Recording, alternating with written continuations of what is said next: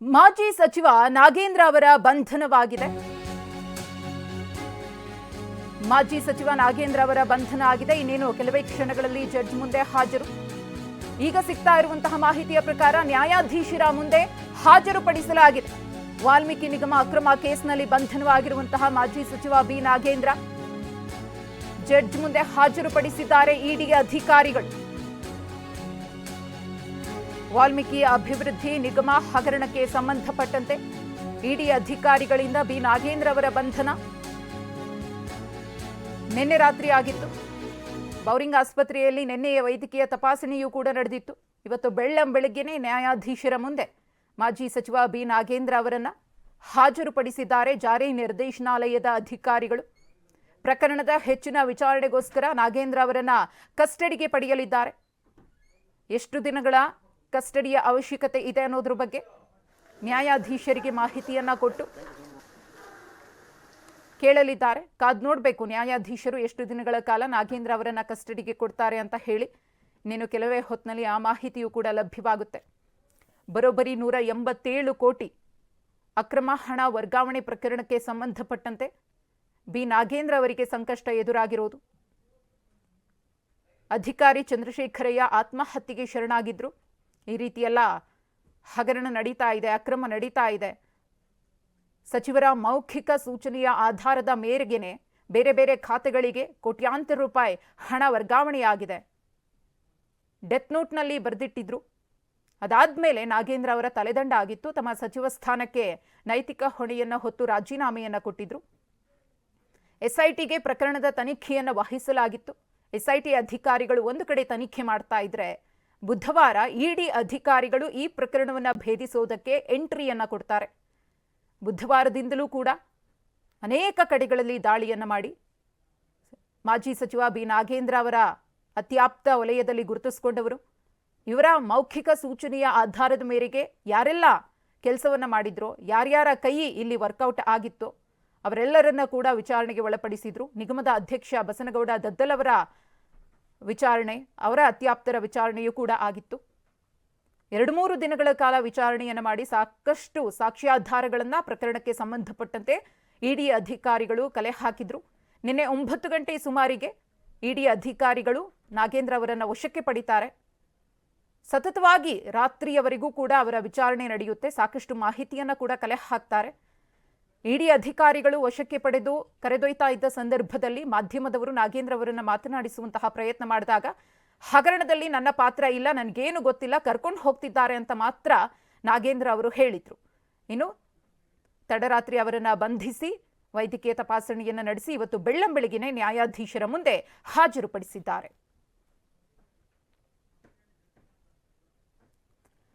ಈ ಕುರಿತು ಮತ್ತಷ್ಟು ಮಾಹಿತಿಯನ್ನ ಕೊಡೋದಕ್ಕೆ ನಮ್ಮ ಪ್ರತಿನಿಧಿ ಪ್ರಜ್ವಲ್ ಇದೀಗ ಸಂಪಿಗೆಹಳ್ಳಿಯ ನ್ಯಾಯಾಧೀಶರ ನಿವಾಸದಿಂದ ನಮ್ಮ ಜೊತೆಗೆ ನೇರ ಸಂಪರ್ಕದಲ್ಲಿದ್ದಾರೆ. ಪ್ರಜ್ವಲ್, ಬೆಳ್ಳಂಬೆಳಗಿನ ಇಡಿ ಅಧಿಕಾರಿಗಳು ನಾಗೇಂದ್ರ ಅವರನ್ನ ಇಡಿ ಕಚೇರಿಯಿಂದ ಕರೆದೊಯ್ದು ನ್ಯಾಯಾಧೀಶರ ಮುಂದೆ ಹಾಜರುಪಡಿಸಿದ್ದಾರೆ.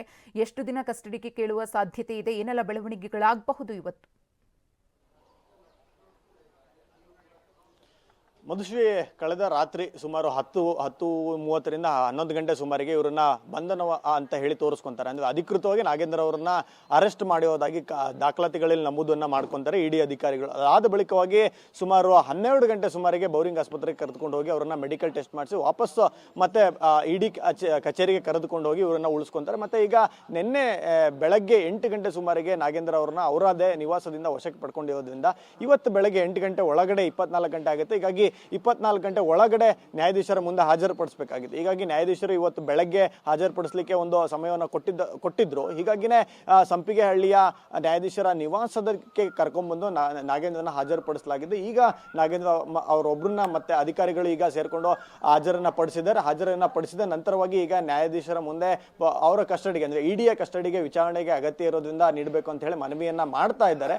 ಈಗ ನ್ಯಾಯಾಧೀಶರು ಏನು ಒಂದು ಆದೇಶವನ್ನ ಕೊಡ್ತಾರೆ, ಮನೆಗೆ ಪ್ರೊಡ್ಯೂಸ್ ಮಾಡೋದ್ರಿಂದ ಕಾರಣದಿಂದ ಜುಡಿಷಿಯಲ್ ಕಸ್ಟಡಿಗೆ ಏನಾರು ಕೊಡ್ತಾರ ಅಥವಾ ಇವರು ರಿಮಾಂಡ್ ಅರ್ಜಿಯನ್ನ ಪುರಸ್ಕರಿಸಿ ಯಾವ ಕಾರಣಕ್ಕೋಸ್ಕರ ವಿಚಾರಣೆಗೆ ಬೇಕು ಅನ್ನೋದನ್ನ ಪುರಸ್ಕರಿಸ್ಬಿಟ್ಟು ವಿಚಾರಣೆಗೋಸ್ಕರ ಇಡಿಯ ಕಸ್ಟಡಿಗೆ ಕೊಡ್ತಾರ ಅನ್ನೋದನ್ನ ಕಾಯ್ದು ನೋಡ್ಬೇಕಾಗತ್ತೆ. ಸದ್ಯ ಈಗ ನ್ಯಾಯಾಧೀಶರ ಮನೆಯಲ್ಲಿ ನಾಗೇಂದ್ರ ಅವರನ್ನ ನ್ಯಾಯಾಧೀಶರ ಮುಂದೆ ಹಾಜರುಪಡಿಸುವಂತ ಕೆಲಸವನ್ನ ಇಡಿ ಅಧಿಕಾರಿಗಳು ಮಾಡಿದ್ದಾರೆ.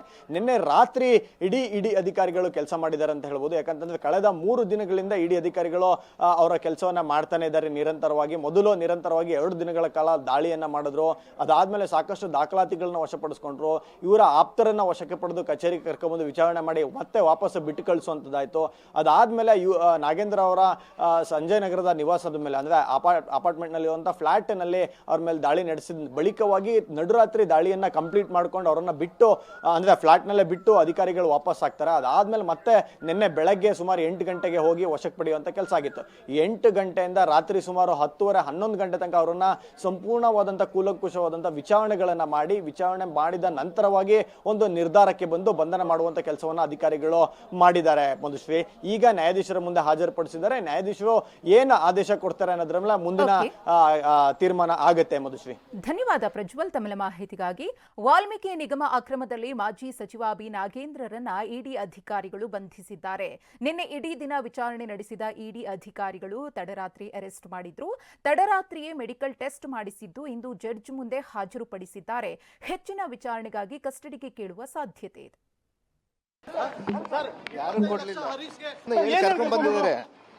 ಮನೆಯಿಂದ ಕರ್ಕೊಂಡು ಬಂದಿದ್ದಾರೆ. ವಾಲ್ಮೀಕಿ ನಿಗಮದಲ್ಲಿನ ಬಹುಕೋಟಿ ರೂಪಾಯಿ ಅಕ್ರಮದಲ್ಲಿ ಇಡಿ ಅಧಿಕಾರಿಗಳು ಭರ್ಜರಿ ಬೇಟೆಯಾಡಿದ್ದಾರೆ. ಪರಿಶಿಷ್ಟ ಪಂಗಡ ಇಲಾಖೆ ಮಾಜಿ ಸಚಿವರಾಗಿದ್ದ ಬಿ ನಾಗೇಂದ್ರರನ್ನ ಇಡಿ ಅಧಿಕಾರಿಗಳು ಖೆಡ್ಡಾಗಿ ಕೆಡವಿದ್ದಾರೆ.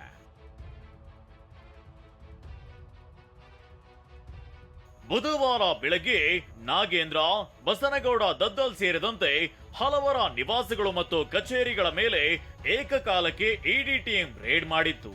ಬುಧವಾರ ಬೆಳಗ್ಗೆಯಿಂದ ಗುರುವಾರ ರಾತ್ರಿವರೆಗೂ ನಿರಂತರ 48 ಗಂಟೆಗಳ ಕಾಲ ನಾಗೇಂದ್ರರ ಡಾಲರ್ಸ್ ಕಾಲೋನಿಯಲ್ಲಿರುವ ಮನೆಯಲ್ಲಿ ದಾಖಲೆಗಳ ತಲಾಶ್ ನಡೆಸಿತ್ತು. ಮೊನ್ನೆ ಗುರುವಾರ ರಾತ್ರಿ ದಾಳಿ ಮುಗಿಸಿ ತೆರಳಿದ್ದ ಇಡಿ ಟೀಮ್ ಮತ್ತೆ ನಿನ್ನೆ ಬೆಳಿಗ್ಗೆ ನಾಗೇಂದ್ರ ನಿವಾಸಕ್ಕೆ ಎಂಟ್ರಿ ಕೊಟ್ಟು ವಶಕ್ಕೆ ಪಡೆದುಕೊಳ್ತು.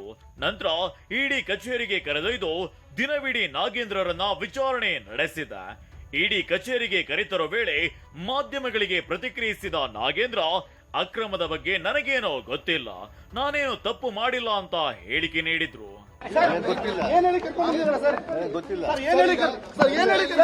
ಕರ್ಕೊಂಡು ಬಂದಿದ್ದಾರೆ.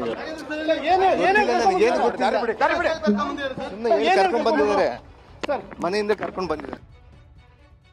ಬೆಳಿಗ್ಗೆಯಿಂದ ವಶದಲ್ಲಿದ್ದ ನಾಗೇಂದ್ರ ತಡರಾತ್ರಿ ಬಂಧನ. ನಿನ್ನೆ ಬೆಳಿಗ್ಗೆಯಿಂದಲೂ ಇಡಿ ಅಧಿಕಾರಿಗಳು ನಾಗೇಂದ್ರರನ್ನ ತಮ್ಮ ವಶದಲ್ಲಿ ಇರಿಸಿಕೊಂಡಿದ್ರು. ಆದ್ರೆ ರಾತ್ರಿ ವೇಳೆಗೆ ಒಂದು ಹಂತದ ವಿಚಾರಣೆ ಪೂರ್ಣಗೊಳಿಸಿದ್ದ ಇಡಿ ಅಧಿಕಾರಿಗಳು ತಡರಾತ್ರಿ ನಾಗೇಂದ್ರರನ್ನ ಅರೆಸ್ಟ್ ಮಾಡಿದ್ರು. ತಡರಾತ್ರಿಯೇ ಶಿವಾಜಿನಗರದ ಬೌರಿಂಗ್ ಆಸ್ಪತ್ರೆಗೆ ಕರೆದೊಯ್ದು ಮೆಡಿಕಲ್ ಟೆಸ್ಟ್ ಮಾಡಿಸಿದ್ರು. ಇಂದು ನ್ಯಾಯಾಧೀಶರ ಮುಂದೆ ನಾಗೇಂದ್ರರನ್ನ ಹಾಜರುಪಡಿಸಲಿದ್ದು ಹೆಚ್ಚಿನ ವಿಚಾರಣೆಗಾಗಿ ಕಸ್ಟಡಿಗೆ ಪಡೆಯುವ ಸಾಧ್ಯತೆ ಇದೆ.